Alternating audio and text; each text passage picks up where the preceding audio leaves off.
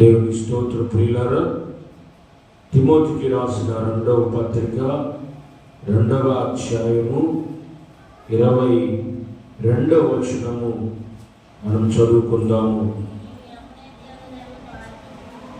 నీవు యవనేచ్ఛ నుండి పారిపోము,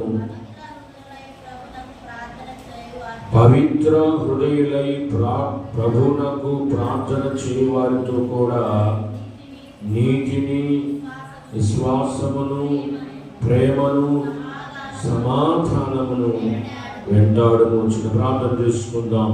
ప్రేమ కలిగిన, దయ కలిగిన, కృప కలిగిన మా ప్రియ పరలోకపు తండ్రి, ఈ బంగారు పాదములకు వందనాలు, స్తుతి, స్తోత్రాలు స్తోత్రాలు స్తోత్రాలు స్తోత్రాలు చెల్లిస్తున్నాము నాయనా. ప్రభువా, ఈ మధ్యాహ్నకాల సమయమందు ఈ దీన సేవకుడు నీ పక్షాన్ని నిలబడి ఉండగా అయా, నీ దాసుల్లో మీరుండి మాట్లాడి వచ్చిన బిడ్డలతో ప్రభువా వాక్యం ద్వారా వాళ్ళతో మాట్లాడి వాళ్ళని బలపరచు నాయనా. నీ బిడ్డలను బలపరచు. ఎన్నో లోతైన విషయాలు, గొప్ప విషయాలు, గొప్ప సంగతులు మీరు తెలియపరుస్తున్నారు ప్రభువా. అయా, విన్న నీ బిడ్డలు ప్రభువా ఇదిగో తండ్రి, ఆ వాక్యానుసారముగా జీవిస్తూ ముందుకు సాగిపోయే జీవితం కలుగు చేయమని ప్రభువా చిన్న ప్రార్థన మీ సముఖానికి చేర్చుకోమని, ఇది నా వాక్యం ద్వారా మమ్మల్ని అందరినీ తృప్తిపరచమని యేసు క్రీస్తు నామములో అడిగి వేడుకుంటున్నాను తండ్రి, ఆమేన్. ప్రియులారా, ప్రియమైన దేవుని బిడ్డలారా, గతంలో మీకు 3 విషయాలు దేవుడు తన సేవకుడు ద్వారా తెలియపరిచాడు. ఒకటి గుర్తు చేస్తున్నా, యవనేచ్ఛ నుండి పారిపోమని దేవుడు చెప్పాడు. 2, పవిత్ర హృదయము కలిగి ఉండమని చెప్పాడు. 3, మంచిగా ప్రార్థన చేయవారిగా ఉండాలని 3 విషయాలు దేవుడు మీకు చెప్పాడు. పిల్లరా, ఇంకొక విషయం చూస్తే, ఇక్కడ మరొక విషయం చూస్తే ఏం చెప్తున్నాడంటే, నీతిని, విశ్వాసమును, ప్రేమను, సమాధానమును వెంటాడము అని ఉంది కదా. ప్రేమను చూడండి, 4 విషయాలు అక్కడ చెప్తున్నాడు. నీతిని, విశ్వాసమును, ప్రేమను, సమాధానమును ఏం చేయమంటున్నాడు? వెంటాడు అని చెప్తున్నాడు. వెంటాడు. పిల్లరా, ఇక్కడ ఒక చిన్న ప్రశ్న. ఎవరన్నా వస్తే అంటే వెనక్కి మీరు చూస్తే పాడలవాటిని ఏం అలవాటు అండి అది? ఎందుకు వెనక్కి తిరిగి చూస్తారు? వాక్యం చెప్పేటప్పుడు వస్తారు, కూర్చుంటారు కదా, దేవుడి పిల్లలే కదా వస్తుంది.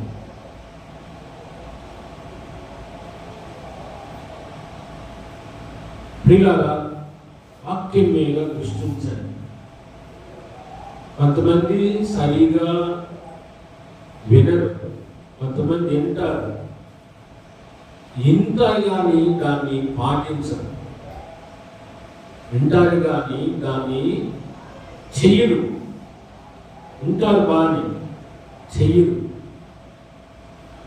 కొంతమంది వింటారు, చేస్తారు. చేసేవాడి లిస్టులో ఉండాలి. కాబట్టి దేవుడి బిడ్డలారా, వాక్యం వినేటప్పుడు నీ మనసంతా కూడా ఏ మాట మిస్ అయిద్దా అనేది ఆ భయముతో ఆ జాగ్రత్తగా వినాలి. అది ఏ ఒక్క మాట మిస్ అయినా మిస్ అయిపోదు. ఒకసారి చెప్పాను, దానికి ఒక ఎగ్జాంపుల్ కూడా మీకు చెప్పాను. హృదయం అనే తలుపు తెరిచి ప్రార్థన చెయ్యండి అన్నాడు. ఈ వినేటప్పుడు ఏమింది? హృదయము అనేది వినలా, ఒక పదం వినలా. తలుపులు తెరిచి అనేది అక్కడ నుంచి నింది, అక్కడే కదా దెబ్బతగిలింది. కాబట్టి మనం వినేటప్పుడు చాలా జాగ్రత్తగా వినాలి. మీకు ఎంత విపులంగా పరిశుద్ధాత్మ దేవుడు, ఎందుకంటే మీరు చదువు తక్కువ కలిగిన వారు, చదువు ఎక్కువ చదువుకోవాలి. అందుకని మీకు అర్థమయ్యేటట్టు పరిశుద్ధాత్మ దేవుడు మీకు బోధించాలని తన సేవకుడి ద్వారా మీకు తెలియపరుస్తున్నాడు. లోతైన విషయాలు కూడా మీరు అర్థం చేసుకోగలిగినటువంటి ఆ కెపాసిటీని మీరు సంపాదించుకోవాలని చాలా విపులంగా తేటగా తన సేవకుడు ద్వారా దేవుడు బోధిస్తున్నాడు. కాబట్టి దేవుని బిడ్డలారా జాగ్రత్తగా వినండి. గతంలో 3 అంశాలు చెప్పాం. ఇక్కడ ఇంకొక 4 విషయాలు కనబడుతున్నాయి. నీతిని వెంటాడన్నాడు, ఫాలో ద రైట్యూస్. రెండవది విశ్వాసమును వెంటాడు అన్నాడు, ఫాలో ద ఫెయిత్. మూడవది ప్రేమను వెంటాడు అన్నాడు, ఫాలో ద లవ్. నాలుగవది సమాధానమును వెంటాడు అన్నాడు, ఫాలో ద పీస్. ఇక్కడ చిన్న ప్రశ్న మీ హృదయాల్లో నా హృదయంలో రావాలి. ఏంటి ఆ చిన్న ప్రశ్న అంటే, నీతిని ఎందుకు వెంటాడాలి? విశ్వాసాన్ని ఎందుకు వెంటాడాలి? అదేవిధంగా ప్రేమను ఎందుకు వెంటాడాలి? విశ్వాసాన్ని ఎందుకు వెంటాడాలి?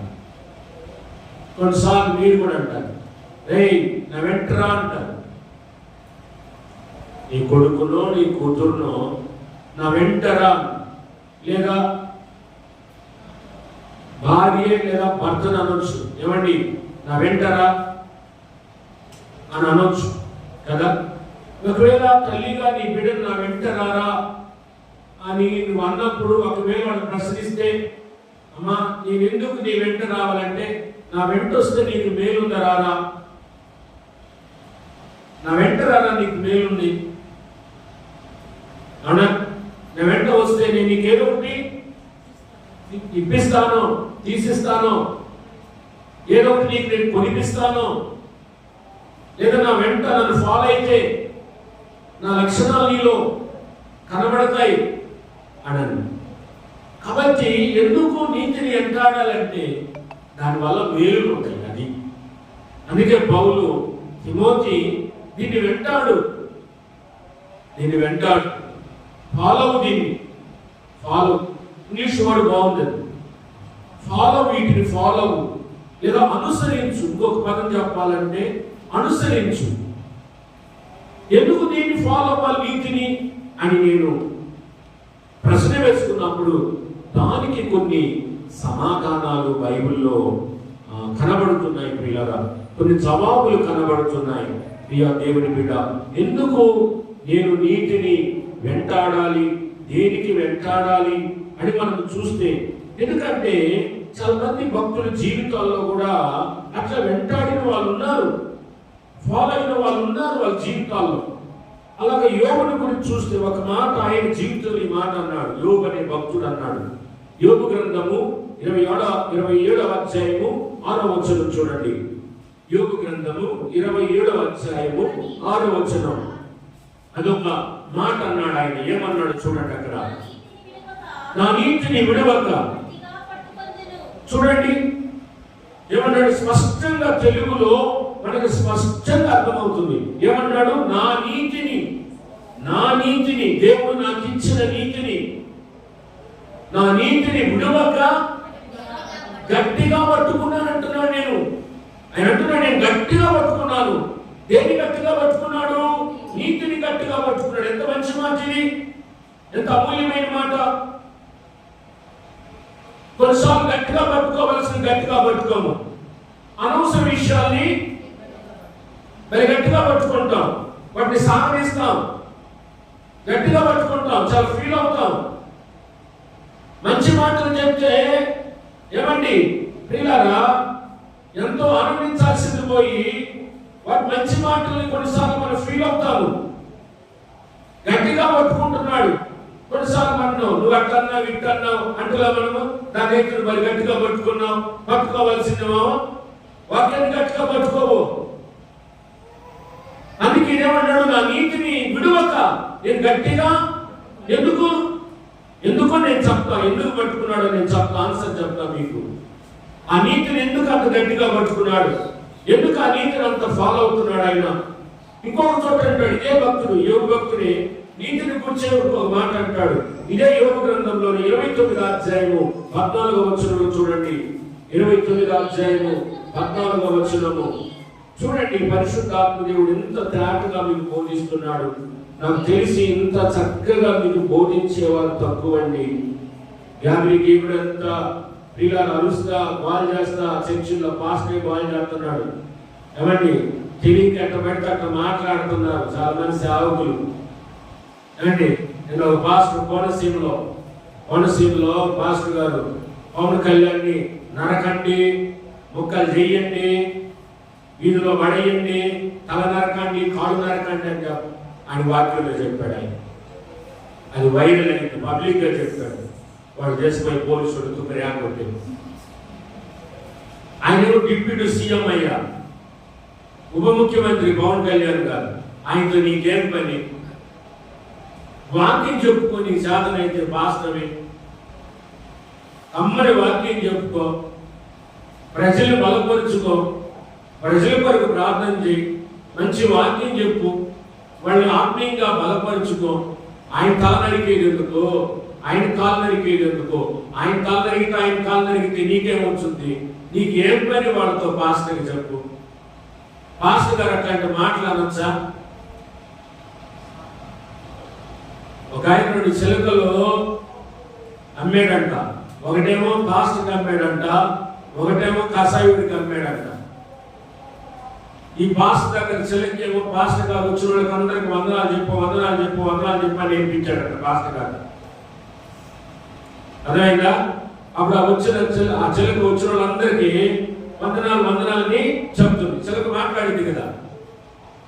ఈ కసాయుడి దగ్గర పెరిగిన చిలకేమో వాడి చెప్పు నరుగుతా అని నేర్పాడు. ఇంకా అలా వచ్చిన వాళ్ళందరూ నరుగుతానంట. అది వాడి నేర్పాడు కసాయుడు. పాస్టర్ ఏం నేర్పాలా? నరుగుతాను నేర్పాలా? నరకండి నేర్పాలా? తెలీదు చాలా మంది. ఆ గ్యాబ్రికి వాళ్ళకి వాక్యం దేవుని దగ్గరికే జనం పరుగులు తెస్తున్నారు. మంచి వాక్యము, మంచి బోధ చెప్పేవారి దగ్గరికి గిట్టటంలా, మంచి వాక్యం గిట్టటంలా, గద్దింపులు గిట్టటంలా, హెచ్చరికలు గిట్టటం లేదు. జనాలకి నచ్చటంలా, మోసాలే నచ్చుతున్నాయి, అబద్ధాలే నచ్చుతున్నాయి జనాలకి. లేక నీకేం పని అండి చెప్పు? పాస్టర్ని తీసుకెళ్లే వాళ్ళు మామూలుగా పోలీసులు కదా, వాళ్ళు కొట్టాల్సిన రీతిలో కొడతారు. ఇంకే మీకు దేవుడు దయ వల్ల, దేవుడు కృప వల్ల మీకు చిన్న పిల్లలకు బోధించినట్టు బోధించే సేవకుడు దేవుడు మీకు అనుగ్రహించాడు. మీరు ఎంత తిని అంత బలపడితే మంచిది తెలుసా. ఈయన అంటున్నాడు, ఆ నీటిని విడవకు గట్టిగా పట్టుకున్నాను. ఇంకో చోట అంటాడు, ఏమంటాడు చూడు, 29వ అధ్యాయంలో కదమ్మా 14వ వచనం ఏమంటాడు? అందరూ వస్త్రాలు ధరిస్తారు కదా, రకరకాల వస్త్రాలు. ఈయన వస్త్రంగా దేని ధరించాడంట? మరి నువ్వు ధరించావా? వస్త్రాలు ధరించావు, రైట్, అది ఓకే. వస్త్రాలు అందరూ ధరిస్తారు, రకరకాల ఖరీదైన వస్త్రాలు ధరిస్తారు. కానీ ఆయన ఏమన్నాడు? నేను ఒక వస్త్రం ధరించినట్టు నీతిని ధరించుకున్నాను నేను. చూడు ఎంత మంచి మాట. ఎందుకనే ప్రశ్న రావాలి అక్కడ, ఎందుకనే ప్రశ్న రావాలి. నీతిని ఎందుకు వస్త్రంగా ధరించాడు? నీతిని ఎందుకు గట్టిగా పట్టుకున్నాడు? ఈ మాటలు మన పరిగణలోకి తీసుకుంటే ఎందుకురా యోబు అలా చేశాడు? కనుక ప్రియులారా, మరొక చోట కూడా ఏమందంటే వాక్యంలో మనం చూసినట్లయితే, ప్రియ దేవుని పిల్లలారా చూడండి, యేసు క్రీస్తు వారు ఆ జీవితంలో కూడా ఆయన నీతిని ప్రేమించిన వాడిగా ఉన్నాడు. ప్రియులారా, ఆ పరిశుద్ధ గ్రంథంలో కీర్తన గ్రంథం 11వ అధ్యాయము 7వ వచనం చూడండి ఒకసారి. కీర్తనలు 11వ అధ్యాయం 7వ వచనము. 11వ అధ్యాయం 7వ వచనం. నాన్న, అదుగు యెహోవా నీతిమంతుడు. అదుగో, ఇది అసలు రీజన్, అసలు కారణం ఇది.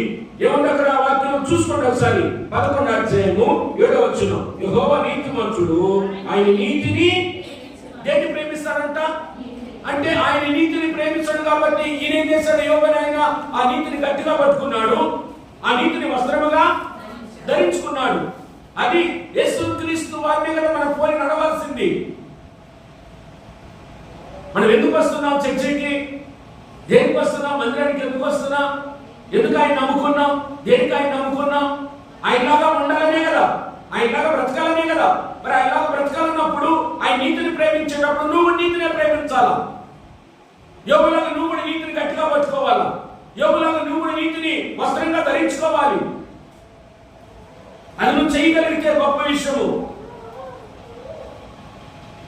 కనుక దేవుని బిడ్డలారా, అలా చేయటం వల్ల ఆయన నీతిని ప్రేమించాడు. అయ్యో, నా దేవుడు నీతిని ప్రేమించి నేను అవినీతిని ప్రేమిస్తే ఏం బాగుంటది? మన దేవుడు నీతిని ప్రేమించి మనం దుర్నీతిని ప్రేమిస్తే ఏం బాగుంటది? అప్పుడు ఆయనకి నీకు సంబంధము ఉండదు. కాబట్టి ఆయన నీతిని ప్రేమించేటప్పుడు ఆయన భక్తుడైనటువంటి ఆయన యోబు నీతిని ప్రేమిస్తున్నాడు, నీతిని గట్టిగా పట్టుకున్నాడు, దాన్ని వదులుకోలేదు, దాన్ని ఒక వస్త్రంగా ధరించాడు ఆయన.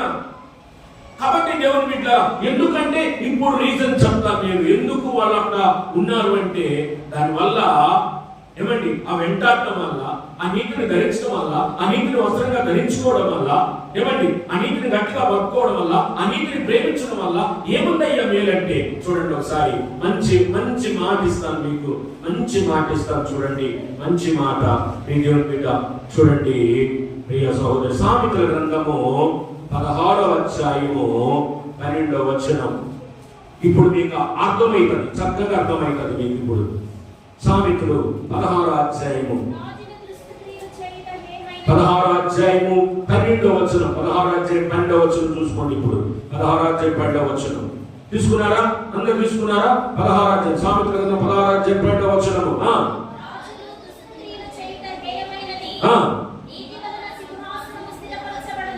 తండ్రి స్పష్టంగా ఉంది కదా. పై వచనం కాదు మనకి, కింద వచనం. కింద వచనం ఏమిటి? నీతి వలన సింహాసనము అని ఉంది కదా. వాక్యం ఏముందంటే నీతి వలన. అందుకే ఆ నీతిని మళ్ళీ చెప్తున్నా, ఇన్నిసార్లు చెప్పాల్సి వస్తుంది మీకు. ఆ నీతిని ఎందుకు ఆయన గట్టిగా పట్టుకున్నాడంటే, దేవుడు ఎందుకు ఆ నీతిని ప్రేమిస్తున్నాడు? దేవుడు కూడా ప్రేమిస్తున్నాడు, నీతిని ప్రేమిస్తున్నాడు. ఏమండి నీతిని వస్త్రంగా ధరించాడంటే ఈ మేలు ఏంటి? ఆ మేలు నీతి వలన, చెప్పండి, నీతి వలన సింహాసనము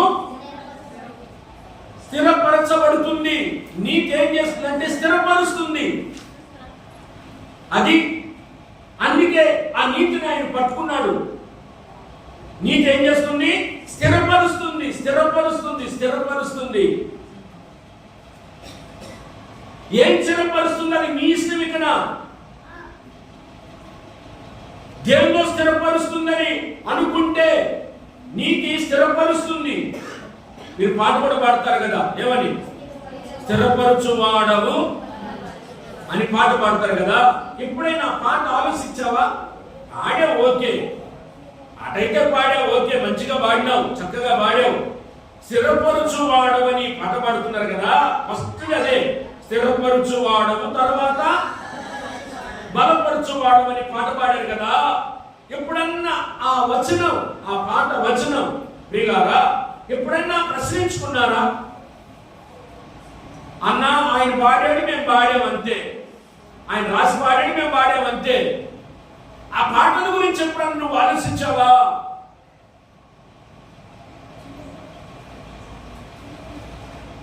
ఎప్పుడన్నా ఇట్లా అనుకున్నావా? ఈరోజు ఇట్లా అనుకున్నావా? పాట పాడి నువ్వు స్థిరపరచువాడు. దేవుడు ఎందులో స్థిరపరుస్తాడు అనే ప్రశ్న రావాలి కండి. స్థిరపరిచేవాడే ఎందులో?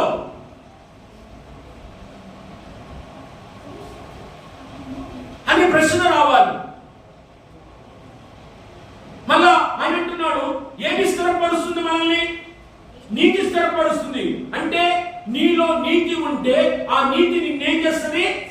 స్థిరపరిచింది. ఎందులో? ఒక వాక్యం చెప్తా, ఒక వాక్యం చూపిస్తా. తెస్సలోనికీయులకు రాసిన పత్రిక 2వ తెస్సలోనికీయులకు రండి. 2వ తెస్సలోనికీయులకు రండి. మీరు చదవండి సుప్రియ, చదవండి. మా తెస్సలోనికీ రిఫరెన్స్ ఇస్తున్నా, మీకు రిఫరెన్స్ తీసుకోండి. 2వ తెస్సలోనికీయులకు రాసిన పత్రిక 2వ అధ్యాయము 16 నుంచి చదువమ్మా. 16, 17, 2 వచనాలు చదవాలి. చదువమ్మా. చదువు ప్రణాళిక గట్టిగా చదువు. అయితే నేను గట్టిగా చదువుతున్నాను కదా, మీరు కూడా కొద్దిగా గట్టిగా అరిచి చదవండి, లౌడ్ వాయిస్ తో చదవండి. మన ప్రభువైన యేసుక్రీస్తును మనలను ప్రేమించి కృపచేత నిత్యమైన ఆదరణయు శుభ నిరీక్షణయు అనుగ్రహించిన మన తండ్రి అయిన దేవుడును, అదిగో మీ హృదయాలంటే మన హృదయాన్ని ఆదరించి, అదిగో అక్కడ రాశాడు, ప్రతి సత్కార్యమందును ప్రతి సద్వాక్యమందును అదిగో మిమ్మల్ని స్థిరపరచునుగాక, మిమ్మల్ని స్థిరపరచునుగాక. ఎందులో స్థిరపరుస్తాడు దేవుడు? దేవుడు ఎందులో స్థిరపరుస్తాడంటే, దేవుడి బిడ్డలారా ప్రతి సత్కార్యమందు, సత్కార్యం అంటే మంచి కార్యాలు, మంచి పనులు, వాటిల్లో స్థిరపరుస్తాడు. ఈ నీతి ఏం చేస్తుందో చూడండి. అందుకు దాన్ని వెంటాడు పౌలు చెప్తుంటారు, వెంటాడు తిమోతి అని. అందుకే అలాంటి భక్తులు కూడా వాటిని అనుసరించారు, వాటిని పట్టుకున్నారు, వాటి ప్రకారం జీవించారు. ఎందుకంటే ఈ నీతి ఏం చేస్తుందంటే స్థిరపరుస్తుంది. ఎందులో స్థిరపరుస్తుందో కూడా క్లారిటీ ఇస్తున్నాడు ఆయన. ప్రతి సత్కార్యమందును, రెండోది ప్రతి సత్వాక్యం అంటే అది మంచి వాక్యం అండి, మంచి వాక్యము.